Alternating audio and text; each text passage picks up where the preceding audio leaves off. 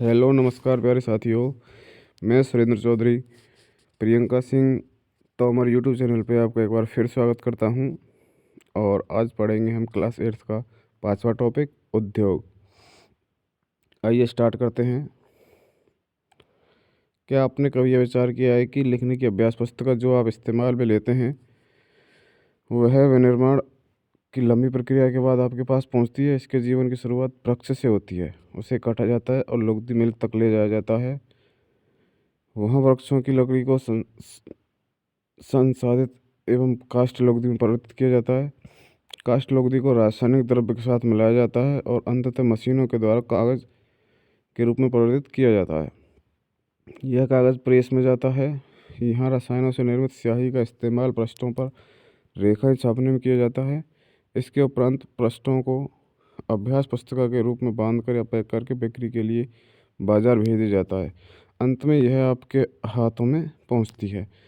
द्वितीय क्रियाकलाप या विनिर्माण में कच्चे माल को लोगों के लिए अधिक मूल्य के उत्पादों के रूप में परिवर्तित किया जाता है। जैसा कि आपने देखा, लुगदी कागज़ के रूप में और कागज़ अभ्यास पुस्तिका के रूप में, जो विनिर्माण प्रक्रिया के दो चरणों को प्रदर्शित करते हैं।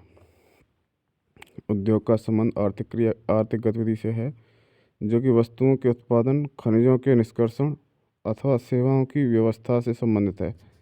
इस प्रकार लोहा और इस्पात उद्योग वस्तुओं के उत्पादन से संबंधित है। कोयला खनन उद्योग कोयले को धरती से निकालने से संबंधित है तथा पर्यटन सेवा देने से संबंधित उद्योग है। उद्योगों का वर्गीकरण कच्चा माल, आकार और स्वामित्व के आधार पर किया जा सकता है। कच्चे माल के उपयोग के आधार पर कृषि उद्योग आधारित, खनिज आधारित, समुद्र आधारित और वन आधारित हो सकते हैं। कृषि आधारित उद्योग कच्चे माल के रूप में वनस्पति और जंतु आधारित उत्पादों का उपयोग करते हैं। खाद्य संसाधन, वनस्पति तेल, सूती वस्त्र, डेयरी उत्पाद और चर्म उद्योग कृषि आधारित उद्योगों के उदाहरण हैं। खनिज आधारित उद्योग प्राथमिक उद्योग हैं जो खनिज अयस्कों का उपयोग कच्चे माल के रूप में करते हैं। इन उद्योगों के उत्पाद अन्य उद्योगों का पोषण करते हैं। अयस्क से निर्मित लोहा खनिज आधारित उद्योग का उत्पाद हैं।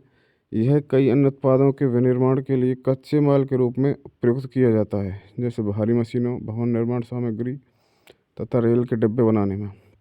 समुद्र आधारित उद्योग सागरों और महासागरों से प्राप्त उत्पादों का उपयोग कच्चे माल के रूप में करते हैं। समुद्री खाद्य प्रसंस्करण उद्योग और मत्स्य तेल निर्माण इसके कुछ उदाहरण हैं। वन आधारित उद्योग वनों से प्राप्त उत्पाद का उपयोग कच्चे माल के रूप में करते हैं। लुगदी एवं कागज, औषध, रसायन, फर्नीचर और भवन निर्माण वनों से संबंधित उद्योग हैं। आकार उद्योग के आकार का तात्पर्य निवेश की गई पूंजी की राशि, नियोजित लोगों की संख्या और उत्पादन की मात्रा से है। आकार के आधार पर उद्योगों को दो भागों में बांटा जा सकता है: लघु आकार के उद्योग और बृहदाकार के उद्योग। कुटीर उद्योग या लघु उद्योग छोटे पैमाने के उद्योग होते हैं। इसमें दस्तकारों के द्वारा उत्पादों का निर्माण हाथ से होता है। टोकरी बुनाई, मिट्टी के बर्तन और अन्य हस्तनिर्मित वस्तुएं कुटीर उद्योगों के उदाहरण हैं। बड़े पैमाने के उद्योग जो बड़ी मात्रा में वस्तुओं का उत्पादन करते हैं, उनकी तुलना में छोटे पैमाने के उद्योग कम पूंजी औद्योगिक का उपयोग करते हैं। बड़े पैमाने के उद्योगों में पूंजी का निवेश अधिक और प्रयुक्त औद्योगिकी उच्च स्तरीय होती है। रेशम बुनाई और खाद्य प्रक्रमण उद्योग लघु पैमाने के उद्योग हैं। ऑटोमोबाइल और भारी मशीनों के उत्पादन बड़े पैमाने के उद्योग हैं। स्वामित्व के आधार पर उद्योगों को निजी क्षेत्र, राज्य स्वामित्व तथा सार्वजनिक क्षेत्र, संयुक्त क्षेत्र और सहकारी क्षेत्र में वर्गीकृत किया जा सकता है। निजी क्षेत्र के उद्योगों का स्वामित्व और संचालन या तो एक व्यक्ति द्वारा या व्यक्तियों के समूह द्वारा किया जाता है। सार्वजनिक क्षेत्र के उद्योगों का स्वामित्व और संचालन सरकार द्वारा, जैसे हिंदुस्तान एरोनॉटिक्स लिमिटेड और steel authority of India limited. संयुक्त क्षेत्रों के उद्योगों का स्वामित्व और संचालन राज्यों और व्यक्तियों के समूह द्वारा होता है। मारुति उद्योग लिमिटेड संयुक्त क्षेत्र के उद्योग का एक उदाहरण है। सहकारी क्षेत्र के उद्योगों का स्वामित्व और संचालन कच्चे माल के उत्पादकों या पूर्तिकारों, कामगारों अथवा दोनों द्वारा होता है। आनंद मिल्क यूनियन लिमिटेड एवं सुधा डेयरी सहकारी उपक्रम के उत्तम उदाहरण हैं। उद्योगों की अवस्थिति को प्रभावित करने वाले कारक। वे कारक जो उद्योगों की अवस्थिति को प्रभावित करते हैं: कच्चे माल की उपलब्धता, भूमि, जल, श्रम, शक्ति, पूंजी, परिवहन और बाजार हैं। उद्योग उन्हीं स्थानों पर केंद्रित होते हैं जहां इनमें से कुछ या ये सभी कारक आसानी से उपलब्ध होते हैं। कभी कभी सरकार कम दाम पर, विद्युत उपलब्धता पर, कम परिवहन लागत तथा अन्य अवसंरचना जैसे प्रोत्साहन प्रदान करती है ताकि पिछड़े उद्योगों में भी उद्योग स्थापित किया जा सके। औद्योगिकरण से प्राय नगरों और शहरों का विकास एवं वृद्धि होती है। औद्योगिक तंत्र। औद्योगिक तंत्र में निवेश, प्रक्रम और निर्गत शामिल है। निवेश में कच्चे माल, श्रम और भूमि की लागत, जल की उपलब्धता, परिवहन, विद्युत और अन्य अवसंरचना शामिल है। प्रक्रम में कई तरह के क्रियाकलाप शामिल हैं जो कच्चे माल को परिष्कृत माल में परिवर्तित करते हैं। निर्गत अंतिम उत्पाद और इससे अर्जित आय है। सूती वस्त्र उद्योग के संदर्भ में कपास, मानव श्रम, कारखाना और परिवहन लागत निवेश हो सकते हैं। प्रक्रमों में ओटाई, कटाई, बुनाई, रंगाई और छपाई शामिल हैं। कमीज जिसे आप पहनते हैं वह वन उत्पाद है।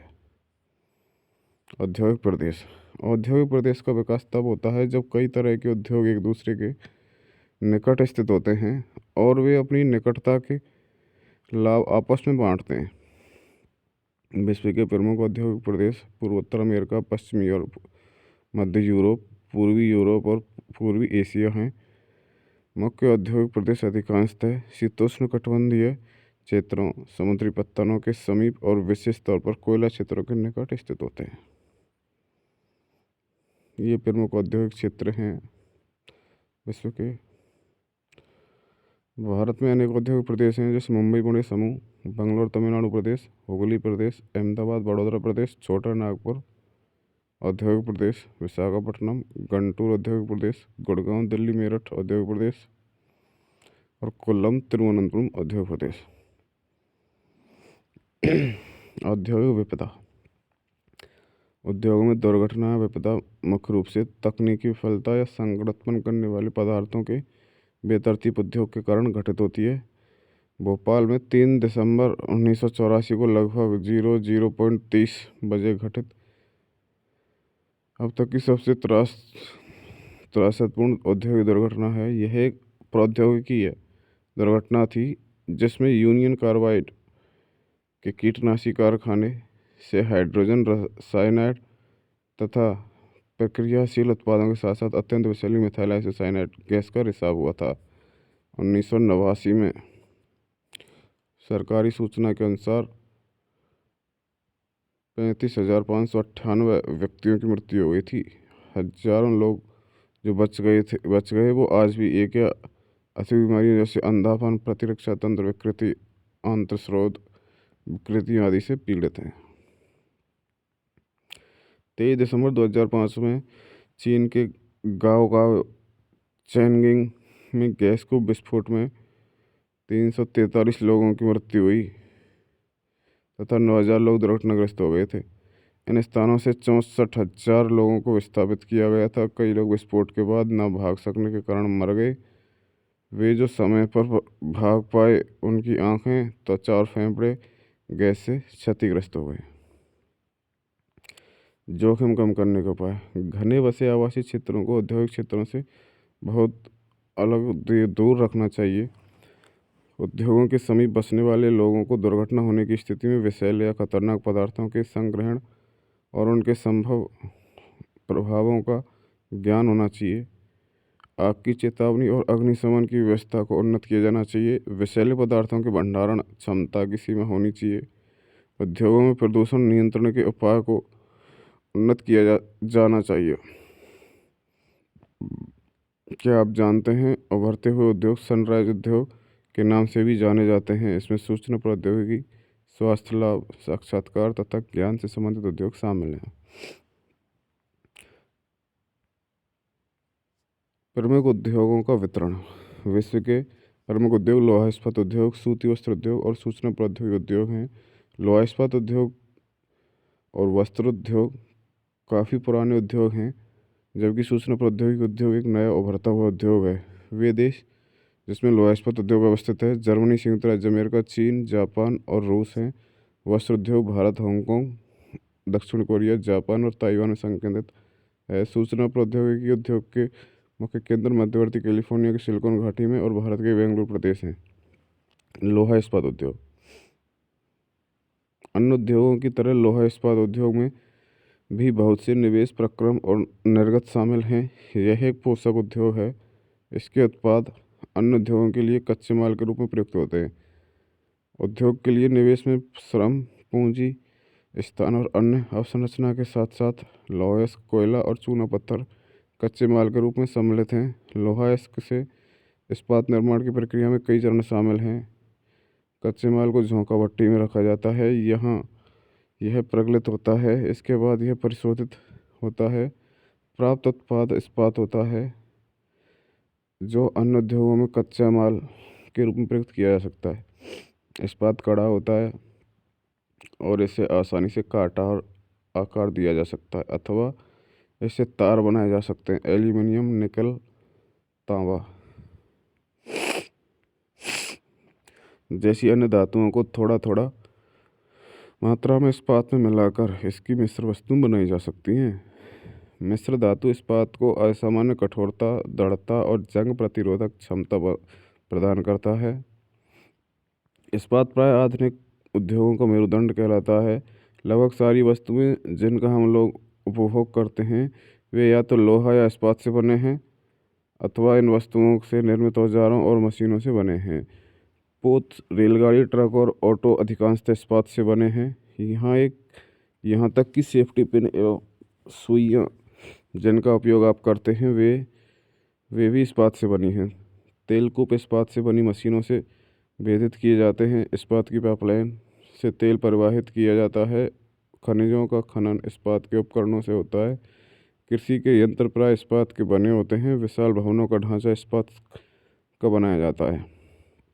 1800 ईस्वी के पूर्व इस्पात उद्योग वहाँ स्थित थे जहाँ कच्चा माल, विद्युत आपूर्ति और बहता जल आसानी से उपलब्ध थे। बाद में उद्योग के लिए आदर्श स्थिति कोयला क्षेत्र के समीप, नहरों और रेलवे के निकट थी। 1950 के बाद लोहा और इस्पात उद्योग समुद्र बंदर के निकट सपाट भूमि के विशाल क्षेत्र में संकेंद्रित होने शुरू हुए। ऐसा इसलिए हुआ क्योंकि इस्पात निर्माण का कार्य इस समय तक बहुत विशाल हो गया और लोहा को विदेश से आयात करना पड़ता था। भारत में लोहा इस्पात उद्योग कच्चा माल, सस्ते श्रमिक, परिवहन और बाजार का लाभ लेते हुए विकसित हुए। सभी महत्वपूर्ण इस्पात उत्पादक केंद्र जैसे भिलाई, दुर्गापुर, बर्नपुर, जमशेदपुर, राउरकेला, बोकारो एक ही प्रदेश में स्थित हैं, जो 4 राज्यों में फैले हैं। वे 4 राज्य हैं पश्चिम बंगाल, झारखंड, उड़ीसा, छत्तीसगढ़। भद्रावती और विजयनगर कर्नाटक में, विशाखापट्टनम आंध्र प्रदेश में, सेलम तमिलनाडु में। अन्य महत्वपूर्ण इस्पात के केंद्र हैं जो स्थानीय संसाधनों का उपयोग करते हैं। जमशेदपुर। 1947 से पूर्व भारत में केवल एक इस्पात का कारखाना था, Tata iron and steel company, TISCO. यह निजी स्वामित्व में था। स्वतंत्रता के पश्चात सरकार ने यह कार्य अपने हाथों में लिया और बहुत से लोहा इस्पात संयंत्र स्थापित किए। झारखंड में स्वर्णरेखा और खरकई नदियों के संगम के समीप साक्षी में सन 1907 में टिस्को की शुरुआत की गई। बाद में साक्षी का नाम बदलकर जमशेदपुर रखा गया। भौगोलिक रूप से जमशेदपुर देश में लोहा इस्पात केंद्र के रूप में सर्वाधिक सुविधाजनक स्थान पर है। ये टिस्को का मैप है। साक्षी को कई कारणों से इस्पात संयंत्र स्थापित करने के लिए चुना गया। यह स्थान बंगाल नागपुर रेलमार्ग पर कालामाटी स्टेशन के मात्र 32 किमी की दूरी पर था। यह स्थान लोहा, कोयला और मैग्नीज निक्षेपों के साथ साथ कोलकाता के निकट भी था, जहां विशाल बाजार उपलब्ध था। टिस्को को झरिया उद्योगों से झरिया कोयला क्षेत्रों से कोयला और उड़ीसा तथा छत्तीसगढ़ के लोयस को चूना पत्थर, डोलोमाइट और मैग्नीज प्राप्त होता था। खरकई और सोनरेखा नदियों से पर्याप्त जल की आपूर्ति होती है। सरकारी प्रोत्साहनों से इसे पर्याप्त पूंजी उपलब्ध हुई। जमशेदपुर में टिस्को की स्थापना के बाद कई अन्य औद्योगिक संयंत्र स्थापित किए गए। इनमें रसायन इंजनों के पुर्जे, कृषि उपकरण, मशीनें, टिन की चादरें, केबल, तार का उत्पाद किया जाता था। भारत में लौह इस्पात उद्योग के विकास से त्वरित औद्योगिक विकास आरंभ हुआ। भारतीय उद्योग के लगभग सभी क्षेत्र अधिकांशतः अपने आधारभूत अवसंरचना के लिए लोहा इस्पात उद्योग पर निर्भर हैं। भारतीय लोहा इस्पात उद्योग में बृहद समाकलित इस्पात संयंत्रों के साथ साथ लघु इस्पात मिल भी सम्मिलित है। इसमें द्वितीयक उत्पादक, रोलिंग मिल और सहायक उद्योग भी शामिल हैं। पिट्सबर्ग, यह संयुक्त राज्य अमेरिका का महत्वपूर्ण इस्पात नगर है। पिट्सबर्ग के इस्पात उद्योग को स्थानीय सुविधाएं उपलब्ध हैं।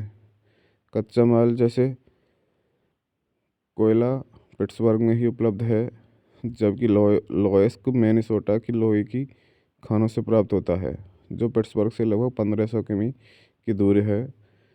इन खानों और पिट्सबर्ग के बीच नौ परिवहन का सर्वोत्तम मार्ग ग्रेट लैक्स जल मार्ग आता है। यह अयस्क के नौ परिवहन हेतु सस्ता मार्ग है। ग्रेट लैक्स से पिट्सबर्ग क्षेत्र तक लौह अयस्क रेलगाड़ियों से लाया जाता है। ओहियो, मोनोघेला और एल्गनी नदियों से पर्याप्त जल प्राप्त होता है। आज पिट्सबर्ग में बहुत कम बड़ी इस्पात मिल हैं। ये मिल पिट्सबर्ग के ऊपर मोनोघेला तथा एल्गनी नदी घाटियों में तथा पिट्सबर्ग के नीचे ओहियो घाटी के सहारे स्थित हैं। परिष्कृत इस्पात स्थल और जल दोनों मार्गों द्वारा बाजार में भेजा जाता है। पिट्सबर्ग क्षेत्र में इस्पात मिलों के अतिरिक्त कई अन्य कारखाने हैं। ये रेल पटरी उपकरण और भारी मशीनों के उत्पादन में इस्पात का उपयोग कच्चे माल के रूप में करते हैं। सूती वस्त्र उद्योग, धागे से कपड़े की बुनाई एक प्राचीन कला है। कपास, ऊन, सिल्क, जूट और पटसन का प्रयोग वस्त्र निर्माण में होता है। उपयोग में लाए गए कच्चे माल के आधार पर वस्त्र उद्योग का निर्माण वर्गीकरण किया जा सकता है। रेशे वस्त्र उद्योग के कच्चे माल हैं। रेशे प्राकृतिक या मनोनिर्मित हो सकते हैं। प्राकृतिक रेशे ऊन, सिल्क, कपास, लिनन और जूट से प्राप्त किए जाते हैं। मानव निर्मित रेशों में नायलॉन, पॉलिएस्टर, एक्रिलिक और रेयन शामिल हैं। सूती वस्त्र उद्योग विश्व के प्राचीनतम उद्योगों में से एक है। 18वीं सदी की औद्योगिक क्रांति का एक सूत्री वस्त्र हस्तकताई तकनीकों एवं हथकरघों से बनाया जाता है। 18वीं सदी में पावरलूम ने पहले ब्रिटेन में और बाद में विश्व के अन्य दूसरे भागों में सूती वस्त्र उद्योग के विकास को आगे बढ़ाया। आज भारत, चीन, जापान और संयुक्त राज्य अमेरिका सूती वस्त्र के महत्वपूर्ण उत्पादक हैं। भारत में अति उत्तम गुणवत्ता के सूती वस्त्र उत्पादन करने की गौरवपूर्ण परंपरा रही है। ब्रिटिश शासन से पूर्व हाथ के कते और हाथ से बुने हुए वस्त्रों का एक विस्तृत भारतीय बाजार था। ढाका का मलमल, मसूलीपट्टनम की छींट, कालीकट की कैलिको तथा बुरहानपुर, सूरत और बड़ौदा के सुनहरी जरी के काम वाले सूती वस्त्र गुणवत्ता और डिजाइनों के लिए विश्वविख्यात थे। लेकिन हाथ से बने होने के कारण सूती वस्त्र का उत्पादन महंगा और बनने में अधिक समय लेता था। इसलिए परंपरागत सूती वस्त्र उद्योग पश्चिम में नए वस्त्र मिलों से प्रतिस्पर्धा नहीं कर सका, जो सस्ते व अच्छी गुणवत्ता वाले वस्त्रों का निर्माण यंत्रीकृत औद्योगिक यूनिट में करते थे। पहली सफल यंत्रीकृत वस्त्र मिल बम्बई में 1854 ईस्वी में स्थापित की गई। कुछ आर्द्र जलवायु मशीन आयात के लिए पत्तन कच्चे माल की उपलब्धता और दक्ष श्रमिक इस प्रदेश में इस उद्योग के द्रुत फैलाव में सहायक रहा। प्रारंभ में यह उद्योग महाराष्ट्र और गुजरात राज्य में अनुकूल आर्द्र जलवायु के कारण पनपा, लेकिन वर्तमान में आर्द्रता कृत्रिम रूप से उत्पन्न की जा सकती है और कच्ची कपास शुद्ध होती है एवं वस्त्र उत्पादन प्रक्रिया में इसका वजन कम नहीं होता। इसलिए यह उद्योग भारत के विभिन्न भागों में फैल गया। कोयम्बटूर, कानपुर, चेन्नई, अहमदाबाद, मुंबई, कोलकाता, लुधियाना, पुडुचेरी और पानीपत कुछ अन्य महत्वपूर्ण केंद्र हैं। देश में प्रथम वस्त्र उद्योग 1818 ईस्वी में कोलकाता के समीप फोर्ट ग्लेस्टर में स्थापित हुआ, लेकिन कुछ समय बाद यह बंद हो गया।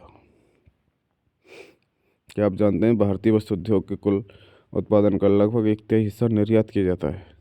अहमदाबाद गुजरात में साबरमती नदी के तट पर स्थित है। 1859 में यहाँ पहली सूती मिल स्थापित हुई थी। यह यथाशीघ्र ही मुंबई के बाद भारत का दूसरा सबसे बड़ा वस्त्र निर्माता नगर बन गया। अहमदाबाद को प्राय भारत का मैनचेस्टर कहा जाता है।